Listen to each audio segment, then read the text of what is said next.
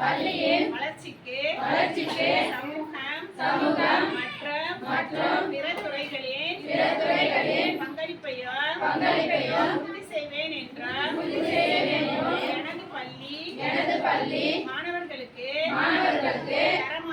தரமான சமமான கல்வியை உறுதிப்படுத்துவேன் என்றும் கல்வி கற்க உகந்த மகிழ்ச்சியான பள்ளி சூழலை உருவாக்குவதற்கு ஏற்ற பள்ளி மேம்பாட்டு திட்டத்தை உருவாக்கி பள்ளியின் வளர்ச்சிக்கு உறுதுணையாக இருப்பேன் என்று உளமாற உறுதியளிக்கிறேன். நாளை எதிர்காலத்தை நிர்ணயம் செய்வது என்று சொன்னால் பள்ளி.